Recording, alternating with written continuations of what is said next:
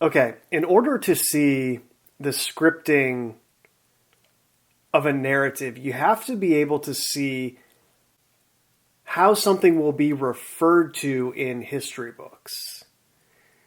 When you can envision how it will be written about in hindsight, you can see the scripting in real time. And along those lines, I have to give a little bit of context for those of you who are newer to all of this, who weren't around paying attention to what was going on in conspiracy circles in 2013 and 2014. It was really different back then. And all of a sudden, right around the time that Donald Trump announced his candidacy for president, seemingly every single conspiracy platform that had any kind of popularity, which we know is usually contrived popularity by now, but back then it wasn't as obvious. In any event, seemingly every popular conspiracy platform immediately began promoting Donald Trump. And this made absolutely no sense because these same platforms had been going on and on for their entire existence about how there was no difference between the right and the left. That's a staple of old school conspiracy theory thought. There's no difference between the two parties. They are all controlled by the same entities behind the scenes. And this, of course, is absolutely true and is one of the things that they are allowed to talk about that is true as controlled conspiracy theorists.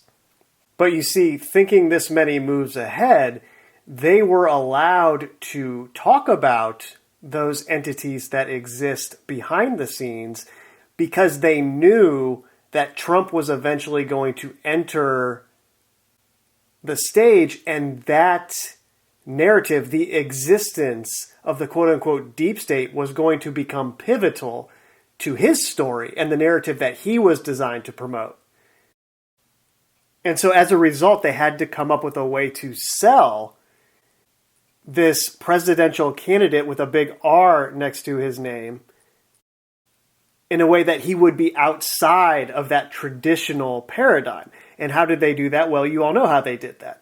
They classified Donald Trump as an outsider who was going after the quote-unquote deep state. He was going to drain the swamp that was the established order of Republicans and Democrats in America who were being controlled by this force behind the scenes.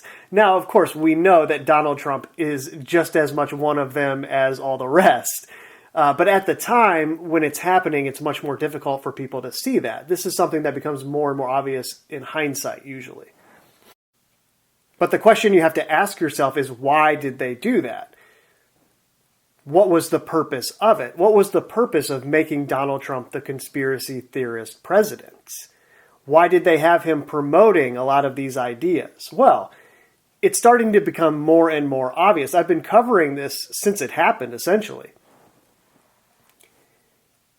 I just didn't know it. I was covering it in different ways, going through the fake censorship that was taking place on YouTube to alleged conspiracy theorists that were talking about different subjects, related but different.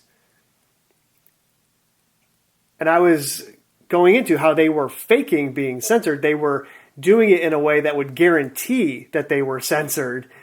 And by design, they were giving the excuse to those who do the censoring to come in and censor. And now, as I went into in the past few videos on this subject, we're starting to see the bigger picture emerge. And you can really see it when you envision, like I said, what they will write about it in the history books. They will say, Donald Trump, former entrepreneur, businessman, was elected into office as social media became a real force in society. As social media began to dominate society, it is what helped sweep him into office in a populist wave of popularity due to what he was promoting to everyone, which will be classified as misinformation. They will say President Donald Trump was elected on a wave of populist misinformation. He used social media to his advantage in that way. And of course, this all culminated in tragedy when he refused to acknowledge that he lost the subsequent bid for re-election in 2020. And this led his supporters, due to this misinformation and conspiracy theorizing, to storm the Capitol, or as they put it, engage in an insurrection. And in the history books, this will be referred to as the first of many things along these lines that started to make people aware that this was a growing problem that had to be stopped. They have to do something about this growing problem. And so in the future, we're going to see more and more examples of what Donald Trump initiated, because the worldwide system that is being implemented needs an opposition to implement itself through.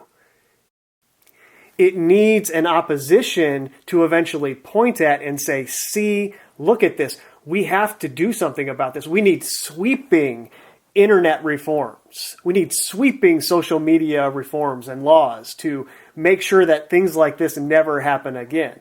And of course, we're only in the initial stages of this with what happened in America in 2020 and what has just happened in Brazil in the beginning of 2023. To the point where you can imagine a history book will have a section for the 2020s that will say the rise of domestic terrorism. That will be the tagline for the decade in a conventional history book that's written. And the bylines will be that domestic terrorism was fueled by conspiracy theories and misinformation online, which will then explain why they took all of the measures that they eventually took to get rid of all of that. And I don't know what that will look like. Your guess is as good as mine. But anyway, I just wanted to get into that a little bit so those of you who weren't around back then have a little better idea of why it's so obvious what this whole thing was. And now getting into the Brazil angle of this, we will see why they created both Pizzagate and QAnon to merge into Donald Trump towards the end of his presidency to create the justification that the history books will need for why these things are taking place. In Brazil, QAnon has a distinctly Bolsonaro flavor. A deluge of online conspiracy theories is dividing an already polarized country. This is from Robert Muga, February 10th, 2021, in Foreign Policy magazine. So before reading the article, let's see who Robert Muga is. A political scientist, urbanist, and security expert, he is the co-founder of the Irigape Institute and the SecDev group, where he is known for his work on urbanization, crime prevention, arms control, migration, cybersecurity. Is there anything he's not known for?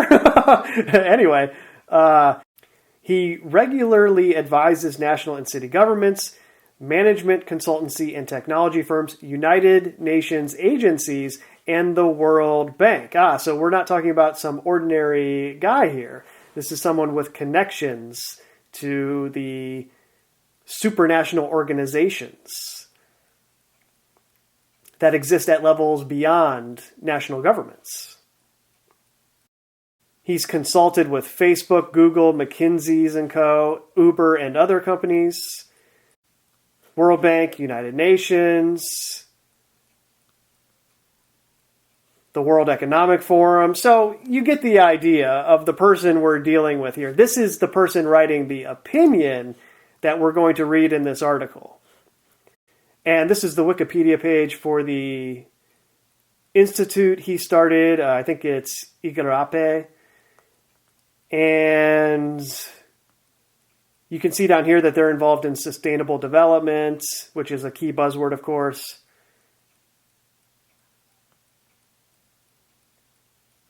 And was even given an award in the form of a grant from Google Executive Chairman Eric Schmidt. So that's enough to get an idea about who we're dealing with here. When Brazilian President, I don't even know for sure how to pronounce this name because I don't watch the news, but is it Jair Bolsonaro? Repeatedly downplayed the threat of COVID-19, Brazilians were understandably confused about the gravity of the pandemic. This helps explain why the country of more than 210 million people currently registers one of the world's highest daily death tolls from the coronavirus. So this was written in February of 2021 when we were in the height of the pandemic narrative. And you can really see the fear infused into this article as we read through it. But in addition to the pandemic spreading signals sent by their right-wing leader, right-wing of course, there is another key factor behind Brazilians' resistance to mask wearing, social distancing, and other basic preventative measures: online conspiracy theories. Now, this is the exact same narrative, of course, that was used for quote-unquote Trump supporters in the same narrative that was going on in America during the pandemic. But as we're seeing more and more, topics are being lumped into this one thing that is online conspiracy theories. And in that way, the whole point of the analysis here is they are creating the world opposition. They're creating the world insurrectionists. The growing problem that is a danger to democracy and must be addressed. Brazilians, who are among the most avid users of social media on the planet, are gorging on a steady diet of misinformation and disinformation. And it's a layered, complicated thing, right? Because I just did a video on how there is clearly pre-calculated disinformation put out as conspiracy theories on the internet. And so someone like this, who is connected to the system and is writing this with an agenda, can truthfully state that there is indeed misinformation masquerading as true information that is a conspiracy theory. So he's not even lying when he says that. That's how they create these layers of cognitive dissonance within the minds of people, because they're unable to view multiple layers at a time, which is how I'm trying to paint the picture in your mind when you listen to these videos that I'm doing. The sheer volume of online conspiracies circulating in Brazil is hard to overstate. Sometimes they become visible in the real world. One such example occurred during a pro-Bolsonaro protest in the capital, Brasilia, last May. This is the most important thing that I'm going to read. Amid the flag-waving car procession, one vehicle had the letter Q prominently displayed on the rear window. At the time, most Brazilians had no inkling of what the letter meant. So last May, in the context of this article, is May of 2020. So as recently as 3 years ago, Brazilians had no idea what Q was. And I would imagine there's kind of more than one answer to why that is, or why that was. Number one would be, well, the January 6th event in America had not transpired yet, and that's when the QAnon domestic terrorist narrative obviously went into overdrive in the media. But the point is, in a span of 2 years, a whole entire country doesn't become aware of something on the level that Brazil is now aware of QAnon without it being a pre-calculated and designed propaganda narrative that was supposed to be spread in that country. Why? Well, we just found out why, because what they had planned for Brazil in January of 2023. At the time, most Brazilians had no inkling of what the letter meant. Times have changed, and references to the QAnon conspiracy theory are today splashed across social networks, chat rooms, and messaging apps. There's even a new self-published ebook, O Movimento Q, the Q movement, seeking to bring the conspiracy to the masses. Brazil's version of QAnon has a distinctly pro-Bolsonaro flavor. Its followers target such popular media personalities as Luciano Huck, and I won't even try to pronounce that name, Juja, with the QAnon crowd accusing both of promoting pedophilia. Also maligned are left-leaning political parties, former leaders of Brazil's National Congress, and judges on the Supreme Court. Put simply, opponents of Bolsonaro are declared enemies of QAnon. By contrast, the president and foreign affairs minister, as his sidekick, are cast as nationalist crusaders waging a battle against everything from child sex crimes and elite corruption to alleged vaccination conspiracies and the spread of Marxism.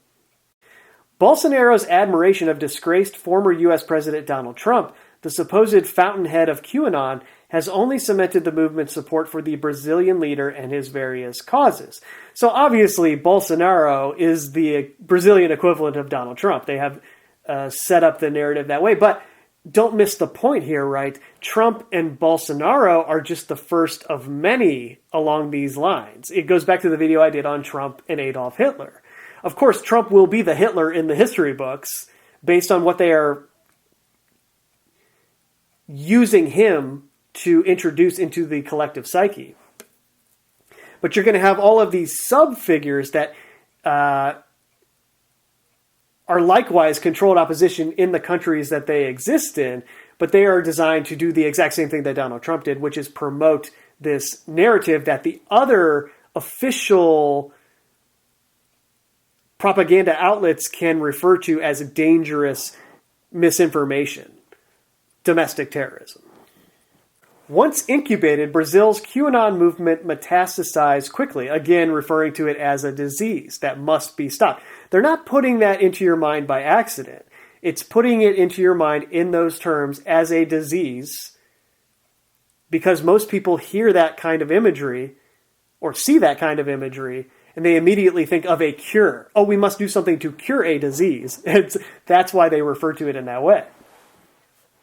Including during the country's November 2020 municipal elections. At least 4 candidates declared their support for QAnon while running for city council. Candidates such as Alan Lopez, etc., all dropped QAnon quotes and hashtags on their social media profiles while campaigning. And this is no different than the alleged outsider members of Congress in the United States like Green, who are supposedly QAnon candidates. They're doing the same thing, playing the game in the same way. Although none of them was elected, they represent the tip of the infodemic iceberg. Again, infodemic, pandemic, disease needs to be cured. I think that's enough of that article for now. Let's go to this. This is from the Rolling Stone.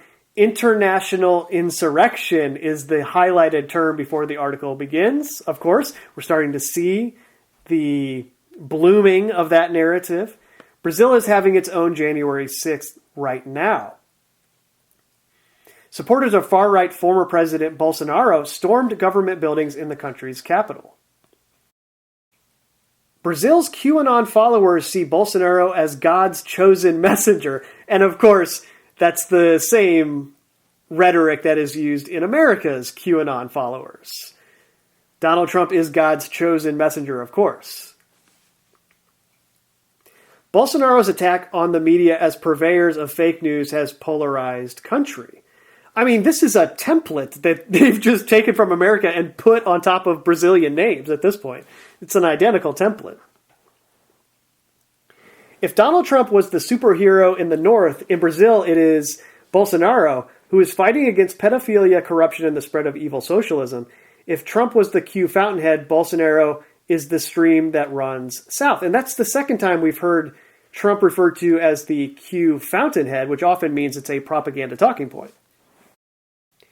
The origin of the whole Q phenomenon is obscure. Q is anonymous, mysterious, and elastic enough to be thought to be Trump or someone appointed by Trump. Messages are posted in anonymity in deep web forums complaining about the deep state that controls the world and from which only Q will save them and save the children. Initially, the Q theory was a uniquely American phenomenon with no mention of Bolsonaro. Whether by design, let's read that again, whether by design or proclivity, however, Bolsonaro supporters have been keen to include him among the world leaders chosen by Q to save the world. proof.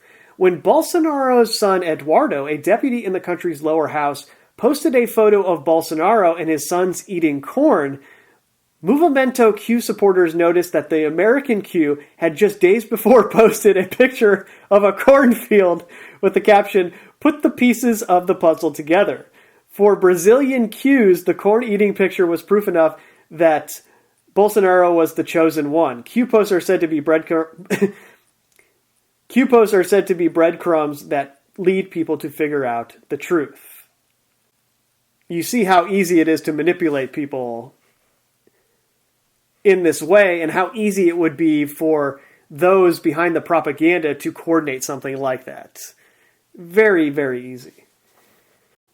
Here's another article. As I wrote in a previous insight, Brazilian politics had become closely intertwined with disinformation and conspiracy theories during Bolsonaro's tenure. Since 2019, the spread of misinformation and disinformation related to political events and the COVID-19 pandemic has been under investigation by a commission established by the National Congress. As described by researchers publishing in the Harvard Kennedy School Misinformation Review, members of this commission expressed concern that figures close to Bolsonaro were engaged in targeted campaigns to minimize concerns about the pandemic, sow distrust about public health data, and discredit public health officials who openly disagreed with the government's positions on COVID-19.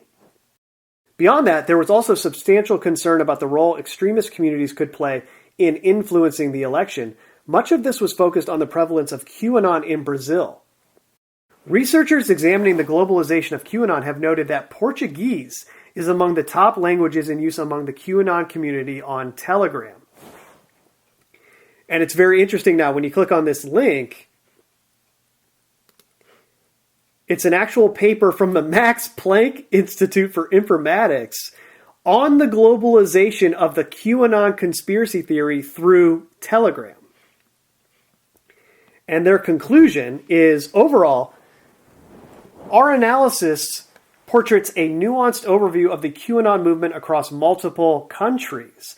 Our observations suggest that the QAnon movement is adapting and expanding from the US to other countries, usually embodied in far-right movements. So there you go. It's right out there in the open that they are intentionally spreading the ideas inherent to QAnon and everything that goes along with it, which could loosely be described as American conspiracy theory culture, or at least the popularized controlled opposition American conspiracy theory culture. That is being promoted and exported out to other countries through platforms like Telegram, in the same way that they exported our other aspects of culture like McDonald's and fast food into the rest of the world. Now they're just exporting our version of conspiracy theory in order to establish an opposition in every country that needs an opposition, through which the democracy, quote unquote,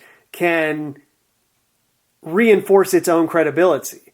And I'm sure eventually, as the scripting progresses, we will see some kind of event or events that will enable this legislation, which I'm sure is already written, as I said, Patriot Act 2.0 type provisions that can then be passed and implemented. And the Telegram tie-in to all this is very interesting too, because Pavel Durov is one of the co-creators of Telegram. At least they tell us, right? It's the same way they refer to Mark Zuckerberg, as if he created Facebook. But this is the face and the person that they put on top of Telegram. Meet Pavel Durov, the tech billionaire who founded Telegram, fled from Moscow 15 years ago after defying the Kremlin, and has a penchant for posting half-naked selfies on Instagram. Just the fact that they refer to him as the Zuckerberg of Russia, we know that he's just a front man for this larger apparatus, Telegram being one part of it in other countries as it relates to social media and spreading the propaganda that they want to spread. And of course, you go to Pavel Durov's Wikipedia page, and we see in 2017, Pavel joined the World Economic Forum Young Global Leaders as a representative of Finland. Just so happens that the person who started Telegram, which is largely responsible for the spread of QAnon throughout the rest of the world, in places outside of America, well, he's a young global leader with the World Economic Forum. It's just how these things tend to go, right? I mean, in terms of how everything truly works, it doesn't get much more clear and obvious than this. You have the Zuckerberg of Russia, quote unquote, who is the public face of Telegram, directly chosen and associated with the World Economic Forum, while at the same time we have characters like Robert Muga, who wrote this article for Foreign Policy magazine, stating that a deluge of online conspiracy theories is dividing an already polarized country, and Robert Muga is associated with all of the same characters and has all of the same connections that Pavel Durov has. In other words, the obvious conclusion is they are funding both sides of the propaganda machine and disseminating both sides of the propaganda machine in the same way that they fund both sides of war, or at least how they did that historically. Telegram openly allows QAnon type of content, while the Google umbrella and all the sites that it controls tends to censor QAnon and everything that's usually associated with those type of entities, which of course are usually controlled opposition, trying to create the very thing that I've been going into in this recording, which is a new terrorist for the 21st century that will be worldwide. It's a worldwide insurrection, as Rolling Stone stated in its headline, international insurrection.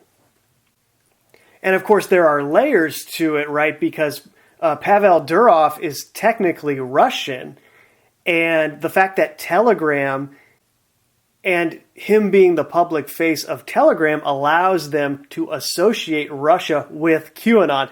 And as I've gone into in prior videos, that is one of the established narratives in the United States, that quote-unquote democracy has been reinforcing for years and years, ever since Trump came onto the national stage.